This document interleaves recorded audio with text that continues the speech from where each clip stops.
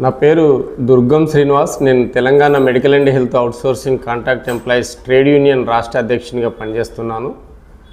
ఈ రాష్ట్రంలో అవుట్సోర్సింగ్ పద్ధతిలో 5 లక్షల పైచిలుకు ఉద్యోగులు పనిచేస్తున్నారు. వారికి పిఎఫ్, ఈఎస్ఐ కట్టడం లేదు.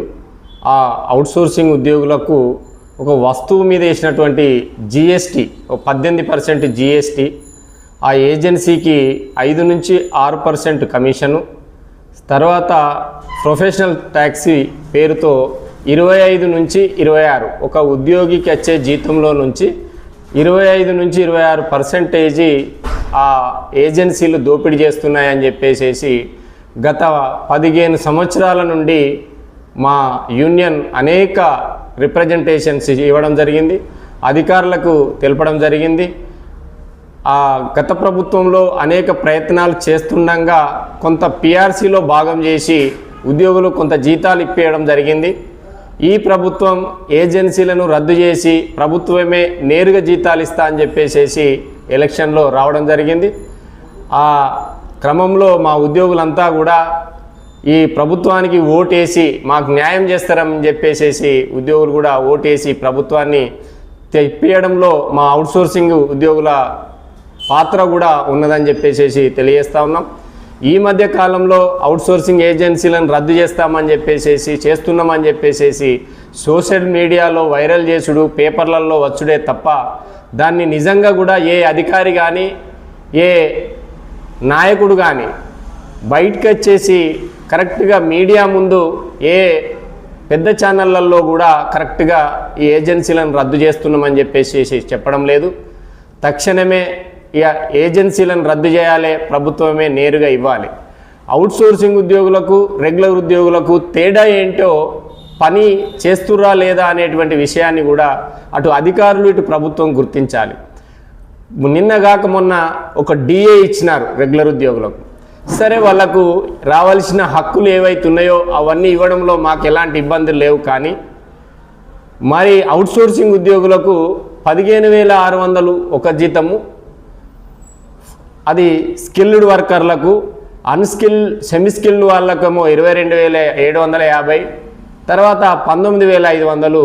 ఈ 3 స్లాబ్ల విధానంలోనే రాష్ట్రంలో పనిచేస్తున్నటువంటి 5 లక్షల మంది ఉద్యోగులకు ఈ 3 స్లాబ్ల పద్ధతులనే జీతాలు ఇస్తున్నారు. ఈ ఇచ్చే జీతంపై 18% జిఎస్టీ, 5 నుంచి 6% ఏజెన్సీ కమిషను, 1.5% ప్రొఫెషనల్ ట్యాక్సీ పేరు మీద ఈ ఉద్యోగులకు ఇస్తూ 15,600 జీతం బేసిక్ ఉన్నటువంటి ఉద్యోగికి 21,000 పైచిలకు జీతం ఇస్తుంది ప్రభుత్వం. కానీ ఉద్యోగులకు వచ్చే జీతం ఎంత అంటే 13,300 రూపాయలు మాత్రమే వారి అకౌంట్లో పడడం జరుగుతుంది. అంటే వ్యత్యాసం ఎంత ఉంటుందో ఒకసారి ప్రభుత్వము అటు అధికారులు ఆలోచించాలని చెప్పేసి వందలాది రిప్రజెంటేషన్లు ఇవ్వడం జరిగింది. కానీ ఏ అధికారులు పట్టించుకోవడం లేదు, ఏ ప్రభుత్వాలు పట్టించుకోవడం లేదు. ఈ ముఖ్యమంత్రి గారు తర్వాత సంబంధిత మంత్రులు అంతా కూడా, ఇప్పుడు పనిచేస్తున్నటువంటి మంత్రులంతా కూడా మా ప్రభుత్వం రాగానే మొత్తం ఏజెన్సీలను రద్దు చేస్తాం, మీ అందరికీ కూడా నేరుగా జీతాలు ఇస్తాం, బేసిక్ వేతనం ఇస్తామని చెప్పేసి మాట్లాడి ఈరోజు ఓట్లు వేయించుకున్న తర్వాత ఈ ప్రభుత్వం పట్టించుకోవడం లేదు. అందుకని చెప్పేసి రాష్ట్రంలో పనిచేస్తున్నటువంటి 5 లక్షల మంది అవుట్సోర్సింగ్ ఉద్యోగులమంతా కూడా ఒక జేఏసీగా ఏర్పడడం జరిగింది. ఈ ఉద్యోగులమంతా కూడా ఈ మధ్యకాలంలో వస్తున్నటువంటి ఏదైతే సోషల్ మీడియాలో వస్తున్నటువంటి, పేపర్లలో వస్తున్నటువంటి ఏజెన్సీలను రద్దు చేస్తాం, ఫిబ్రవరి నుంచి నేరుగా ప్రభుత్వమే ఇస్తున్నది అనేటువంటి విషయాన్ని అధికారులు లేక ముఖ్యమంత్రి గారి నోటి ద్వారా అది అనౌన్స్మెంట్ చేయాలి. ఆ ఉద్యోగులందరి కళ్ళల్లో చిరునవ్వు చూపించే ప్రయత్నం చేయాలని చెప్పేసి కూడా మేము డిమాండ్ చేస్తూ ఉన్నాం.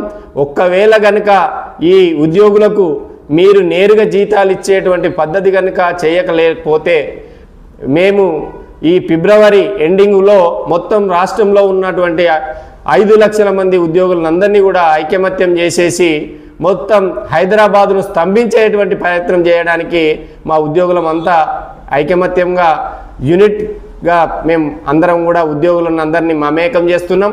తక్షణమే ఈ ఉద్యోగులకు నేరుగా జీతం ఇవ్వాలి, ఉద్యోగులందరికీ ఉద్యోగ భద్రత ఇవ్వాలి, అవుట్సోర్సింగ్ ఉద్యోగులకు ప్రతి సంవత్సరం ఇంక్రిమెంట్ ఇవ్వాలని చెప్పేసి కూడా మేము డిమాండ్ చేస్తూ ఉన్నాం.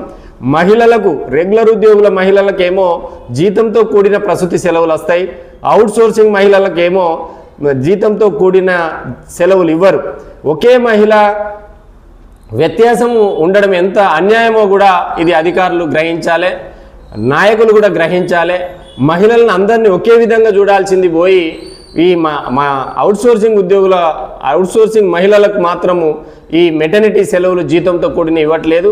తక్షణమే ఆ ఉద్యోగులకు కూడా జీతంతో కూడిన ప్రసూతి సెలవులు ఇవ్వాలి. మేము ఏదైతే ప్రభుత్వ ఉద్యోగులకు ఏవేవైతే ఇస్తారో ప్రభుత్వ ఉద్యోగులలాగానే వీళ్ళు అవుట్సోర్సింగ్ ఉద్యోగులు పనిచేస్తున్నారు కాబట్టి వారికి కూడా ప్రతిదీ కల్పించాలని చెప్పేసి మేము ఈ సందర్భంగా మేము తెలియజేస్తూ ఉన్నాం. ఖచ్చితంగా ఫిబ్రవరిలో ఏదైతే ఈ సోషల్ మీడియా పేపర్లలో వస్తున్నటువంటి వాయిస్ ఏదైతే ఉందో అది తక్షణమే అమలు జరగాలి.